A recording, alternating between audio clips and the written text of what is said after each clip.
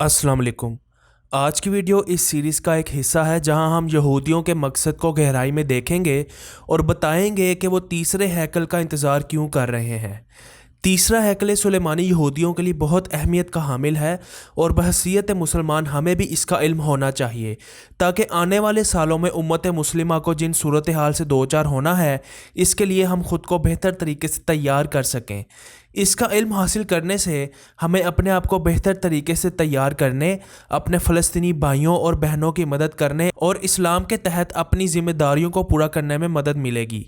हैकल सुलेमानी के बारे में डिस्कशन करने से पहले हमें यह पता होना चाहिए कि इसकी डिटेल किस यहूदी मजहबी किताब में है।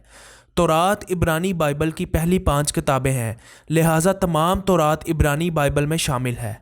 इब्रानी बाइबल, जिसे यहूदियों के यहाँ तनख के नाम से भी जाना जाता है, 3 अहम हिस्सों पर मुश्तमिल है। पहला हिस्सा तौरात, दूसरा हिस्सा नेविम जिसको नबियों की किताबें भी कहा जाता है, और तीसरा हिस्सा केतुविम जिसको तहरीर कहा जाता है।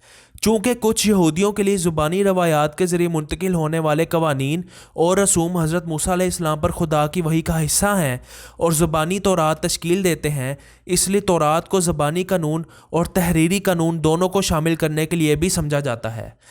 ये आम तौर पर कबूल किया जाता है कि इब्रानी बाइबल, जिसे तनख या अहदनामा कदीमी यानी ओल्ड टेस्टामेंट भी कहा जाता है, यहूदियों के लिए एक मरकज़ी मजहबी किताब है। इस मालूमात से यह वाज़ेह हो जाता है कि यहूदी हिब्रू बाइबल यानी इब्रानी बाइबल की तालीमात पर ईमान रखते हैं। यहूदियों और ईसाइयों में ख़ास अहम फ़र्क यही है कि यहूदी बाइबल की न्यू टेस्टामेंट को नहीं मानते जिस पर ईसाई ईमान रखते हैं। बाकी हिब्रू बाइबल यानी इब्रानी बाइबल को दोनों मज़ाहिब मानते हैं और यहूदी इब्रानी बाइबल को अपनी मजहबी किताब मानते हैं और इस पर ईमान रखते हैं।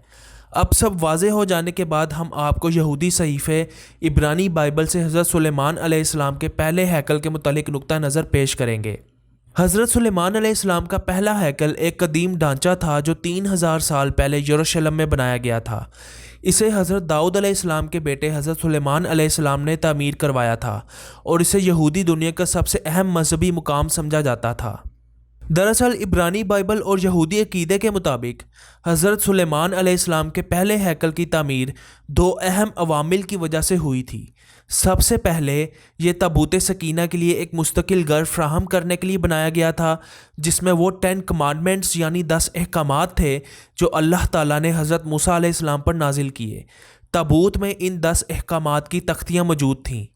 होली ऑफ होलीज इब्रानी बाइबल में एक इस्तिलाह है जिससे मुराद हैकल का अंदरूनी तरीन मुकद्दस मकाम है और ताबूत सकीना को इसी अंदरूनी तरीन मुकद्दस मकाम के अंदर रखा गया था।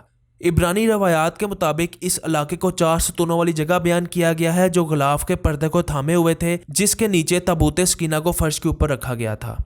दूसरा, ये हज़रत सुलेमान अलैहिस्सलाम की बादशाहत और ताकत जो उनको अल्लाह ने अता की थी और इसराइली लोगों के लिए अकीदत की इलामत के तौर पर बनाया गया।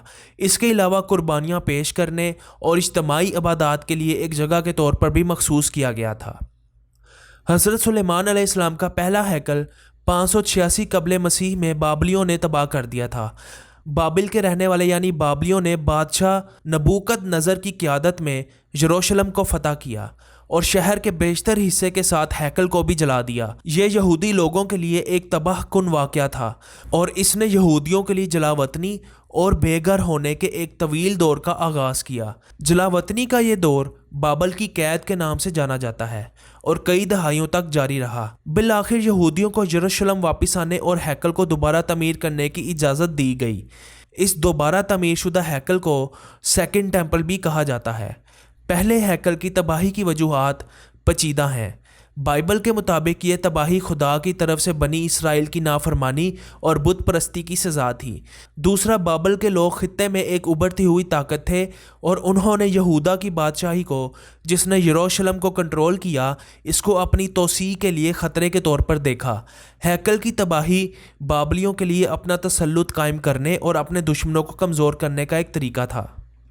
यहूदी नुक्ता नज़र के मुताबिक हज़रत सुलेमान अलैहिस्सलाम हैकल को खुदा से अपनी अकीदत के इजहार और यरूशलेम को इसराइल के मजहबी और सियासी दारुल हुकूमत के तौर पर कायम करना चाहते थे। उन्होंने हैकल को इसराइल के 12 कबीलों को मुत्तहिद करने और खुदा के साथ अपने ताल्लुक़ को मजबूत करने के रास्ते के तौर पर देखा। جیسا کہ آپ جانتے ہیں کہ یہودی اور عیسائی صحیفے اپنی اصل حالت میں محفوظ نہیں رہے، کیونکہ ان کے پیروکاروں نے بہت جگہوں پر اپنی مرضی کے مطابق صحیفوں میں تبدیلیاں کیں۔ اس لیے حضرت سلیمان علیہ السلام کے ہیکل سے متعلق عبرانی بائبل میں تمام تحریروں کو صحیح نہیں مانا جا سکتا، جبکہ حقیقت پر مبنی اور ہمارے مسلم عقیدے کے مطابق یہ فرسٹ ٹیمپل آف سولومون یعنی پہلا ہیکل سلیمانی نہیں بلکہ مسجد الاقصی کہلاتی ہے۔ اسے حضرت سلیمان علیہ السلام نے دوبارہ تعمیر کروایا تھا۔ مسجد الاقصی خدا سے عقیدت اور خدا کے احکام کی اطاعت کی علامت تھی۔ مسجد الاقصی کا مقصد نماز اور عبادت کی جگہ بنانا تھا اور یہ مسلمانوں کے لیے پہلا قبلہ یا نماز کی سمت تھا۔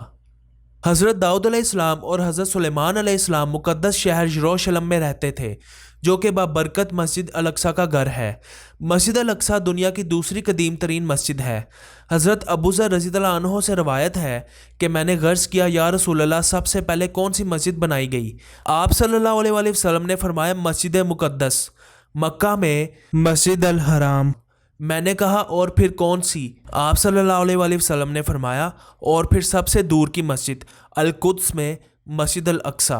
میں نے کہا، ان کے درمیان کیا مدت تھی؟ آپ صلی اللہ علیہ وآلہ وسلم نے فرمایا 40 سال۔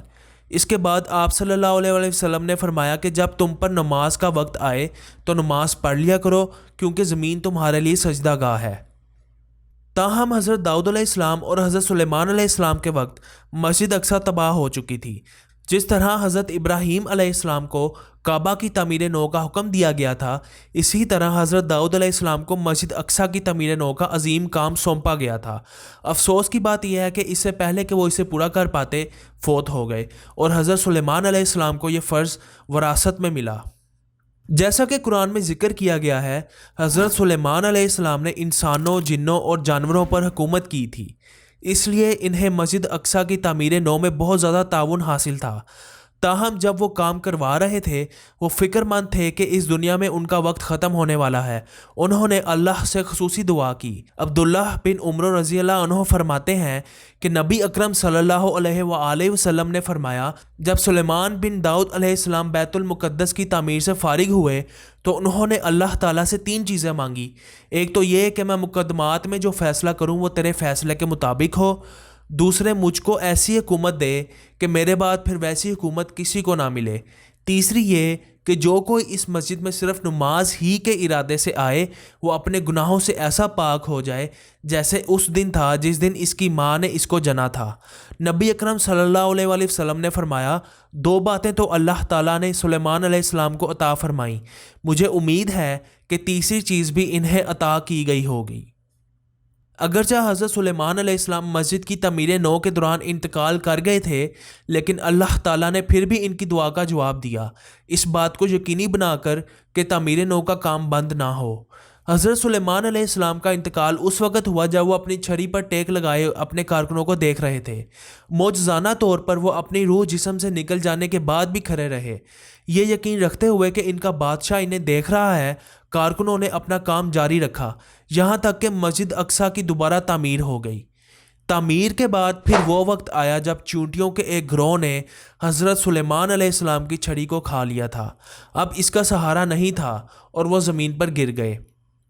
اس معجزے کی وجہ سے ہر سال دنیا بھر سے ہزاروں لوگ مسجد الاقصی کی زیارت کر سکتے ہیں اور مسلمان یہاں نماز ادا کرتے ہیں۔ تابوت سکینہ ایک مقدس صندوق تھا جس نے یہودیوں کی عبادت میں مرکزی کردار ادا کیا۔ بائبل اور یہودی فکر کے مطابق خیال کیا جاتا ہے کہ اس میں 10 کمانڈمنٹس یعنی 10 احکامات کے ساتھ ساتھ دیگر مقدس اشیاء کی تختیاں بھی ہیں، اور اسے پہلے ہیکل سلیمانی میں سب سے اہم چیز سمجھا جاتا تھا۔ تابوت سکینہ کہاں ہے، اس وقت کس کے پاس ہے اور کس حالت میں ہے، اس کے بارے میں کسی کو بھی کچھ معلوم نہیں، اور یہ بہت زیادہ قیاس آرائیوں اور بحث کا موضوع رہا ہے۔ مسلمانوں اور یہودیوں کے ان نقطہ نظر کا جائزہ لینے سے آپ آسانی سے تنازع کی اہم وجہ کی نشاندہی کر سکتے ہیں۔ اس میں کوئی شک نہیں کہ یہ مقام اہل کتاب کے لیے خاص اہمیت کا حامل ہے۔ عیسائی، یہودی اور مسلمان اس جگہ کو مقدس سمجھتے ہیں، اور مسلمانوں کے لیے یہ زیادہ خاص اس لیے ہے کیونکہ ہمارے پیارے نبی हज़रत मोहम्मद सल्लल्लाहु अलैहि वसल्लम इसी जगह से मिराज के सफ़र पर गए थे। यहूदियों के लिए वो यहाँ तीसरे हैकल की तामीर नौ करना चाहते हैं, जिससे इनके मुताबिक ये अपनी खोई हुई शान में वापस आ सकते हैं। इसे वो थर्ड टेम्पल ऑफ सोलोमन यानी तीसरा हैकल सुलेमानी कहते हैं। ये वीडियो सिर्फ पहले हैकल की वजाहत करती है।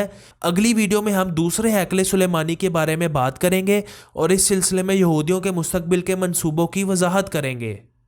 लिहाजा इन नकात से मालूम होता है कि लड़ाई मुक़द्दस सरज़मीन की दावेदारी और यहाँ इबादत पर है। लेकिन एक बात यकीनी है और वो ये है कि यह जगह ख़ास तौर पर दीन हक़ के पैरोकारों के लिए बनाई गई थी।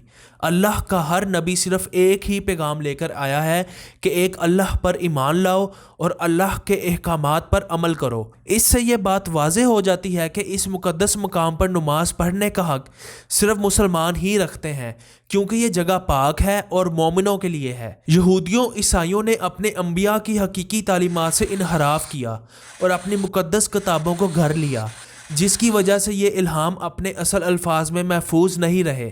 इसी तरह बैतुल मुक़द्दस के हवाले से इनके अकीदे पर मुकम्मल तौर पर इक्तफ़ा नहीं किया जा सकता।